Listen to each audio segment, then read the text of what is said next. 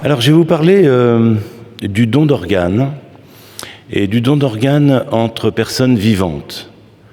Ce qui, effectivement, soulève grandement le cas de la confiance ou de la méfiance, voire de la trahison. Ce n'est pas une situation simple et c'est une situation que je voudrais appliquer à quelque chose de relativement neuf, qui est la greffe d'utérus. Vous voyez donc là une greffe d'utérus, un utérus qui est sorti avec ses vaisseaux et qu'on va pouvoir greffer venant d'une patiente à une autre patiente. En fait, l'utérus, c'est quand même un organe assez extraordinaire parce que c'est un organe qui est le temple de la gestation, bien entendu. C'est aussi éventuellement un simple sac musculaire. C'est un muscle qui est autonome, et pour ceux qui ne le savent pas, par exemple, si vous mettez une femme enceinte sous anesthésie générale, au moment de l'accouchement, elle va contracter, l'utérus va contracter, et elle peut accoucher en étant endormie. C'est aussi le symbole de la menstruation, donc de la féminité, et puis il y a la pureté, avec les notions d'impureté pour certaines religions.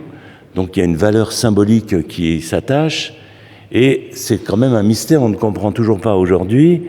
Qu'est-ce qui fait que le muscle utérin, qui est recouvert d'un endomètre qui, vous savez, va s'éliminer à chaque fois avec les règles, et qui est renouvelé sans cesse, qu'est-ce qui va faire? Qu'il va se dialoguer avec l'embryon, si embryon il y a, et que celui-ci va s'implanter. Certains ne s'implantent pas.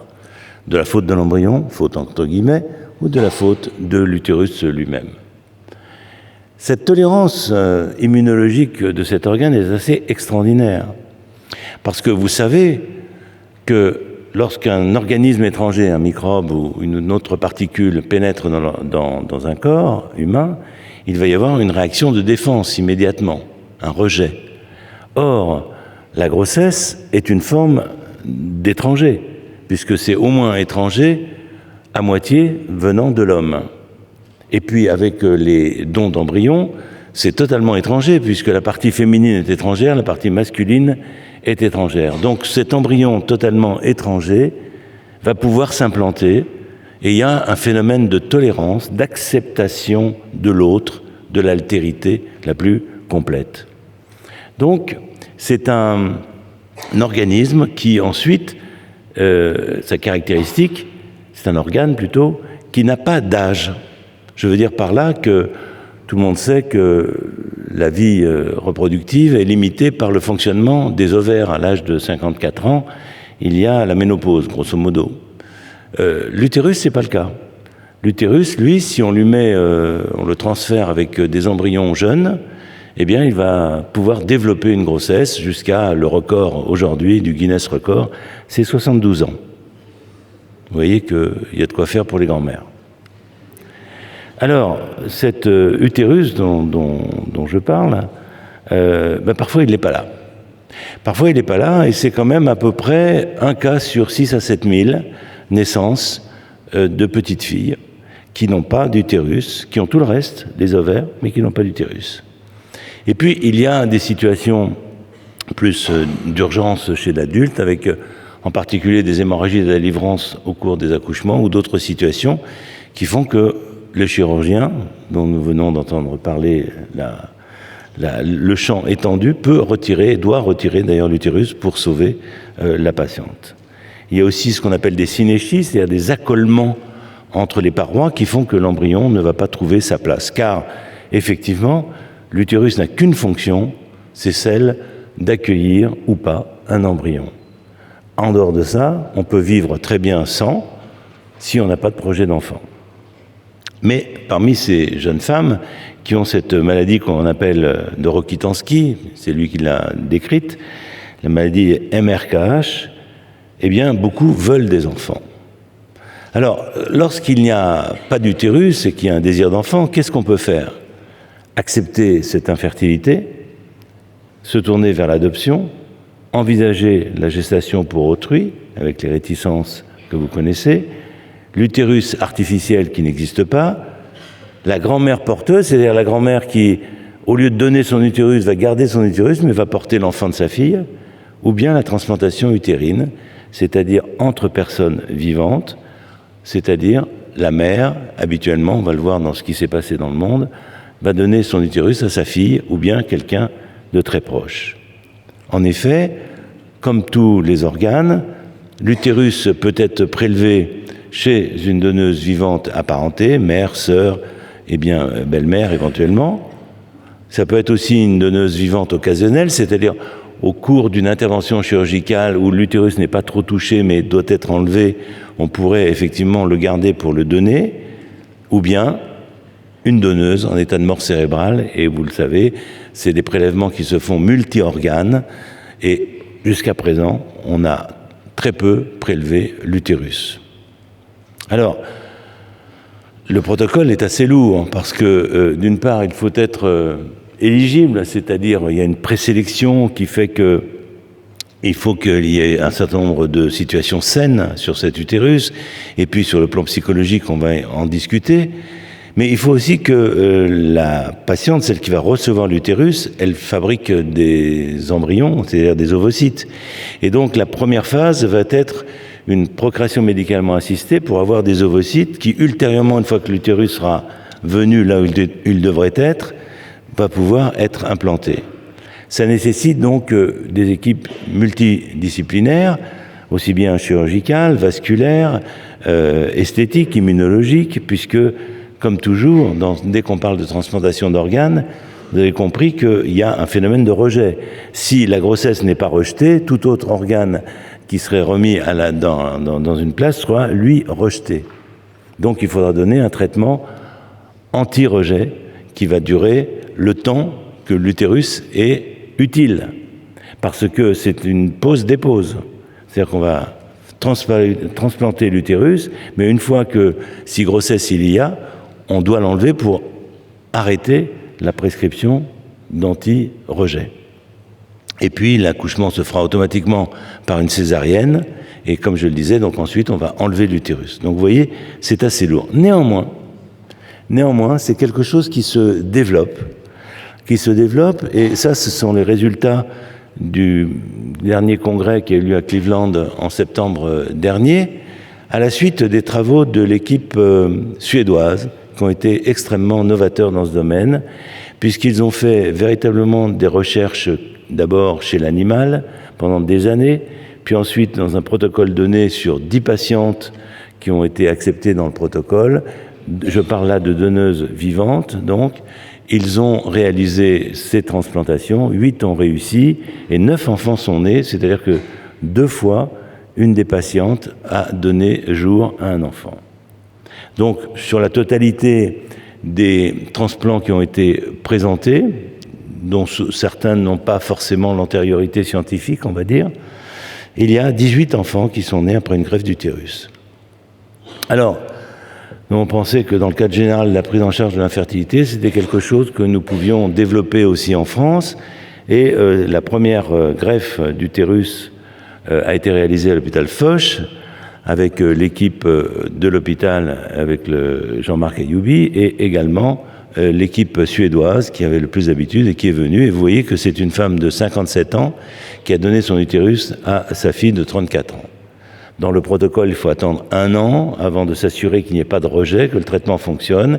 Donc, dans quelques mois, on va procéder au transfert d'embryons que nous avons déjà mis de côté. Alors, dans tout ça, il faut qu'on évalue le côté balance risque, bénéfice, risque. Les risques chirurgicaux, là on est vraiment dans du robot, vous voyez un peu l'installation, on n'est pas dans la petite chirurgie. Ici on est dans la petite chirurgie au début avec les petits trous, mais après on s'élargit pour réaliser véritablement la greffe. Donc il y a des risques incontestables au niveau vasculaire, au niveau urétéral, au niveau vésical. Donc c'est une chirurgie qui est lourde, au point que dans la présentation internationale auquel j'ai assisté, il y a à peu près 20% des cas, donc c'est quand même 20%, où il a fallu retirer l'utérus avant de le pouvoir transférer parce qu'il y avait une lésion, quelque chose qui faisait que ça n'allait pas. Alors bien sûr, comme toutes les techniques, et pensez à la chirurgie cardiaque, quand ça a commencé, je dirais peut-être pas dans un cadre d'un protocole, mais la personne greffée est décédée assez rapidement, et puis ensuite ça s'est diffusé, et donc là aussi il y a l'appréciation et le savoir-faire du robot, il y a les traitements anti-rejet qui se développent, et il y a un apprentissage incontestable. Et on aborde donc ce désir d'enfant qui est complètement morcelé avec la conception d'un côté, le porter de l'autre, l'accouchement parfois d'une troisième personne, et élever les enfants, parents, seuls, pas seuls, une famille recomposée, etc. Quoi qu'il en soit, la greffe utérine est une greffe non vitale, comme les greffes de la main ou du visage. C'est une greffe, comme je l'ai dit, transitoire. Elle offre un traitement possible à l'infertilité d'origine utérine. Et les premiers résultats, si on voit les résultats en particulier de l'équipe suédoise, est quand même encourageante. Néanmoins, c'est une procédure lourde, avec un taux de complications notable, qui mérite donc de poursuivre le protocole, mais d'être attentif au développement pour voir s'il doit être généralisé ou pas. J'en viens un peu à la base de cette réunion, c'est-à-dire le problème psychologique du rapport entre donnant et receveur. Donc juste aussi pour vous informer que si nous avons débuté en France et si était réalisé le don d'organes utérins dans des donneurs vivants, il n'empêche que depuis l'année dernière, 2 enfants sont nés après un transfert d'utérus provenant d'une personne décédée. Donc vous voyez, le côté relationnel n'existe plus bien sûr chez la personne décédée, et là je vais parler du côté relationnel, confiance-méfiance, dans le cas où c'est un don, je dirais, connu. D'une façon générale, les greffes d'organes sont en augmentation, c'est-à-dire que la demande, en tous les cas, est en augmentation, et 17% de greffes 6 000 ont été réalisées, 27% sont en attente de greffe. 80% de ces greffes proviennent de personnes décédées. Néanmoins, les résultats globaux, je parle un peu en global, les résultats sont meilleurs lorsque le prélèvement se fait sur une personne vivante, mais ce n'est pas toujours les mêmes prélèvements, parce que vous avez bien compris qu'on ne peut pas donner certains organes, le cœur en particulier, par rapport aux personnes décédées. Donc, dans le cas de personnes vivantes, il faut, selon la loi, un lien de parenté ou d'affection. Depuis 1994, c'était la famille au premier degré, c'est-à-dire les parents, frères et sœurs. Je parle en général, je ne parle pas de l'utérus. Et en décembre 2004, c'est les collatéraux, les alliés, les concubins qui peuvent donner. Et puis en 2011, c'est toute personne pouvant apporter la preuve d'un lien affectif stable d'au moins 2 ans. La procédure est quand même bien cadrée, il faut passer au tribunal de grande instance et un comité d'experts doit prendre en compte tous les aspects, y compris psychologiques. Alors, le potlatch. Le potlatch, c'est justement une cérémonie culturelle qui existait chez les Indiens d'Amérique et qui était un rapport don contre don. Ce n'était pas du tout dans le don d'organes, bien entendu, mais c'était le fait de 2 communautés se réunissaient et un des chefs, habituellement, donnait à l'autre un cadeau, lequel répondait en redonnant un cadeau qui se voulait supérieur à celui qui était reçu. Et ainsi de suite, jusqu'à essayer soit d'avoir une réciprocité, soit en tous les cas, faute de moyens, de pouvoir remonter. C'était en même temps une rencontre qui était, je dirais, une confrontation, qui n'était pas un affrontement, mais c'était quand même une confrontation qui était proposée. Et vous voyez sur cette diapositive quelques ouvrages qui ont essayé de traiter, d'une façon générale, pas uniquement sur le potlatch, le problème du don et du contre-don. C'est un phénomène de la dette qui est assez bien connu des psychanalystes, bien sûr, et qui se revivent avec cette notion de don entre vivants. Alors, les personnages que nous avons, ce sont la receveuse, la donneuse, je reviens donc au don d'utérus, le conjoint, les équipes médicales et peut-être d'autres. La relation entre 2 personnes de la même famille ou apparentée n'est pas toujours simple. D'ailleurs, pour ceux qui ne l'ont pas vu, je vous renvoie au film de Desplechin, Un conte de Noël, où il se trouve que c'est une famille qui est très en tension, c'est le moins qu'on puisse dire, ils se détestent vaillamment, et la mère, qui est jouée par Catherine Deneuve, va faire une maladie sanguine qui nécessite, si elle veut s'en sortir, on lui propose une greffe de cellules de la moelle de quelqu'un de la famille pour que ce soit compatible, pour que justement il n'y ait pas de rejet. Et ça va tomber donc sur le fils qui, on va dire, déteste sa mère, et sa mère le détestant. En tous les cas, il y a une forme d'amour qui existe sûrement, mais un peu compliquée, comme souvent dans les familles.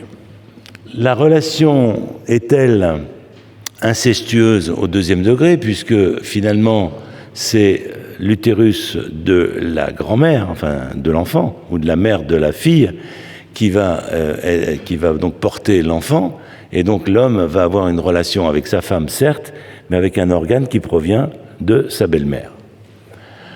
L'enfant lui-même va-t-il sublimer toutes ces tensions dans une confiance familiale maintenue et permanente, ou sera-t-il l'épicentre de défiances qui seraient inavouées et qui pourtant ressurgiront? Le fond de la question, c'est que est-ce qu'on peut donner avec confiance, mais sans contre-don? Alors, c'est sûr que dans ce domaine, le livre de Marcel Mauss, Donner, recevoir, rendre, est quelque chose de fondamental. Et la dette peut être quelque chose de soit nié, soit minimisé, soit immense, et soit elle est intarissable. C'est très difficile d'apprécier le mode de relationnel et les dégâts éventuels que cela pourrait entraîner. Alors, peut-on donner sans contre-don? Il y a aussi l'histoire de la biche sur Monsieur Perrichon.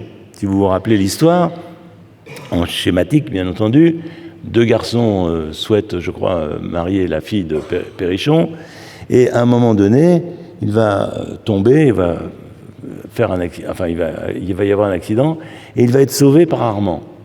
Et le fait d'être sauvé par Armand fait que Perrichon lui en veut, parce qu'il lui doit quelque chose. Il lui doit la vie, et il lui doit quelque chose. Et Daniel, intelligemment, a vu la scène. Et donc, il se crée un accident de toute pièce, et du coup, pour que Perrichon le sauve. Et Perrichon, le sauvant, décide de l'aimer, puisqu'il a été génial, Perrichon lui-même, dans tout ça.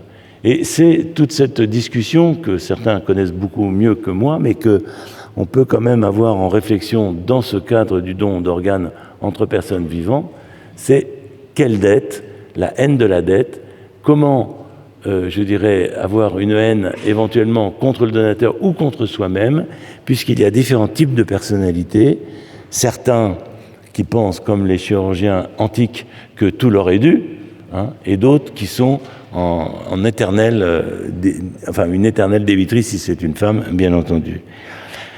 Donc c'est une appréciation psychologique qui va rentrer en ligne de compte. Et pour terminer, je voudrais vous montrer une photo qui date, une photo d'une œuvre peinte de Fra Angelico, qui sont les deux médecins, qui sont Saint Côme et Saint Damien, qui sont justement les saints des chirurgiens.